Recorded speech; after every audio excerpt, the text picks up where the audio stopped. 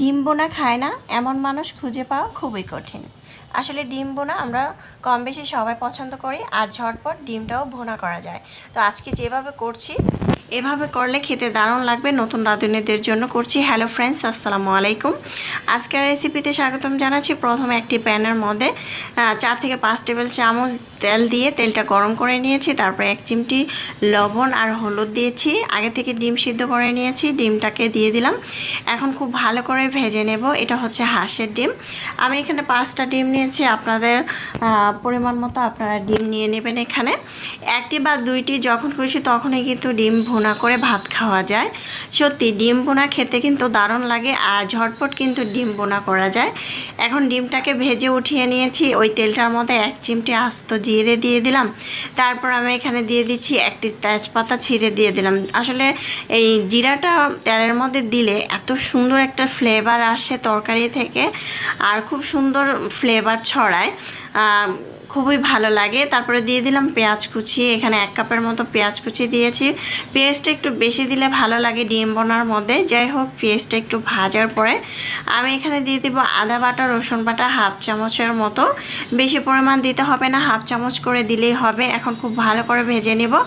এখানে চাইলে একটি এলাচ দিতে পারেন অথবা লং দিতে পারেন, না চাইলে স্কিপ করতে পারেন। যখন পেস্ট একটু ভাজা হবে, নরম হয়ে আসবে, তখন এখানে হলুদের গুঁড়া, মরিচের গুঁড়া, ধনিয়ার গুঁড়া, জিরার গুঁড়া, পরিমাণ মতো লবণ, একটু পরিমাণ পানি দিয়ে মশলাটাকে খুব ভালো করে কষিয়ে নিতে হবে।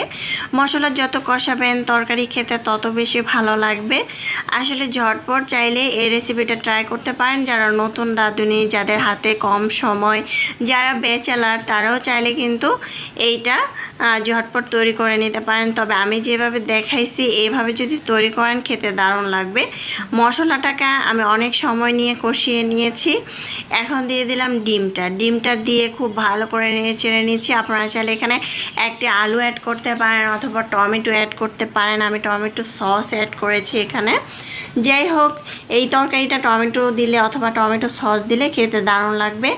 যখন ডিমটা কষানো হয়ে যাবে তখন আমি এখানে দিয়ে দিলাম আধা কাপের মতো পানি। কারণ বেশি পানি দেওয়ার প্রয়োজন নাই। যদি আপনারা ঝোল খেতে চান সেক্ষেত্রে কিন্তু এখানে আপনারা 1 কাপের মতো পানি দিতে পারেন। যখন এরকম মাখা মাখা হবে তখন আমি এখানে ধনে পাতা কুচিয়ে দিয়ে দিব, অথবা ভাজা জিরার গুঁড়া, গরম মশলার গুঁড়া এখানে অ্যাড করতে পারেন। 4-5টা কাঁচামরিচ দিয়ে দিব। সুন্দর একটি ফ্লেভার আসবে, খেতে দারুণ লাগবে। আর সত্যি কথা বলতে কি, ডিম বোনাটা খেতে খুবই দারুণ লেগেছিল। আমার বাসায় আমি সব সময় ডিম বোনা কখনোই করি না, মানে মাঝে মধ্যে মাসে একবার, বছরে একবার এরকম।